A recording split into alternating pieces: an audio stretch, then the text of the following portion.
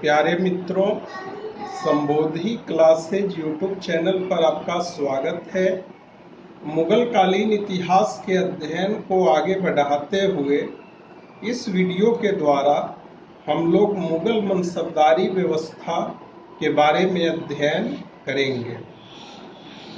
जहाँ तक मनसब वर्ड की बात है तो मनसब वर्ड फारसी भाषा का शब्द है जिसका अर्थ होता है पद। भारत में मनसबदारी व्यवस्था को इम्प्लीमेंट करने वाला मुगल बादशाह अकबर था। अकबर ने अपने शासन काल के 40वें-41वें वर्ष, कहने का आशय यह कि 1595-96 में मनसबदारी व्यवस्था को इम्प्लीमेंट किया। मनसबदारी व्यवस्था के द्वारा अमीर वर्ग, सेना और सिविल अधिकारी के पदों का एकीकरण किया गया। मनसबदारी व्यवस्था के अधीन मनसब 2 रैंकों के बेसिस पर दिया जाता था, पहला जात रैंक और दूसरा सवार रैंक। जहाँ तक जात रैंक की बात है तो जात रैंक से किसी भी अधिकारी की श्रेणी निर्धारित होती थी, साथ ही अधिकारियों के बीच उसका स्थान या पदानुक्रम निर्धारित होता था और उसका वेतन निर्धारित होता था।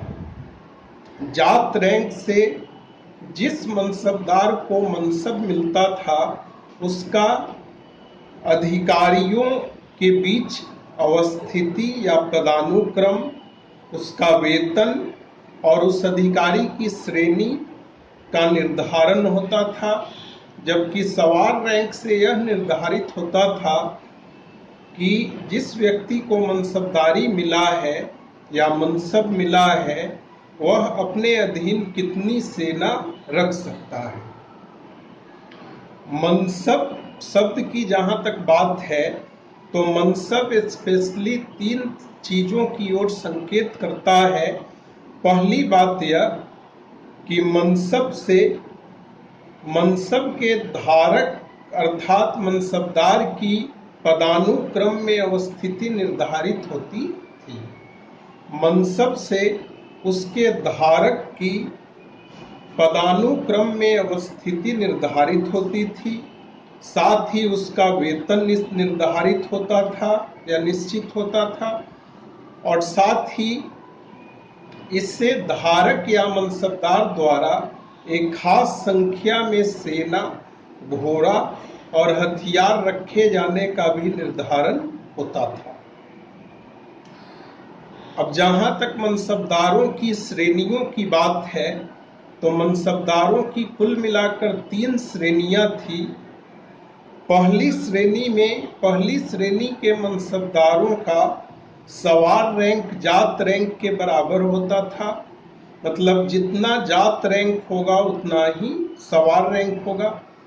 दूसरी श्रेणी के मनसबदारों का सवार रैंक जात रैंक के आधा या आधे से अधिक होता था, और तीसरी श्रेणी के मनसबदारों का सवार रैंक जात रैंक के आधे से कम होता था। किसी भी स्थिति में सवार रैंक जात रैंक से अधिक नहीं हो सकता था। तो मनसबदारों की 3 श्रेणियां थी। पहले श्रेणी के मनसबदार का सवार रैंक जात रैंक के बराबर होती थी। दूसरी श्रेणी के मनसबदारों का सवार रैंक जात रैंक के आधा होता था या आधा से अधिक होता था, जबकि तीसरी श्रेणी के मनसबदारों का सवार रैंक जात रैंक के आधा से कम होता था। और एक और शर्त यह भी थी कि सवार रैंक किसी भी कंडीशन में जात रैंक से डबल या जात रैंक से अधिक नहीं हो सकता। जनरली हम लोग किसी भी मनसब को धारक करने वालों के लिए मनसबदार वर्ड का यूज करते हैं, लेकिन यदि ऐतिहासिक दृष्टि से देखें तो मनसबदारों की 3 श्रेणियां थी। वैसे मनसबदार जो 10 से 500 जात रैंक तक वाले होते थे उन्हें मनसबदार कहा जाता था।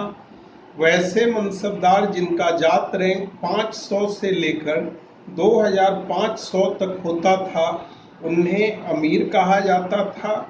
और वैसे मनसबदार जिनका जात रैंक 2500 से अधिक होता था या 2500 से अधिक होता था उन्हें अमीर उल उम्दा या अमीर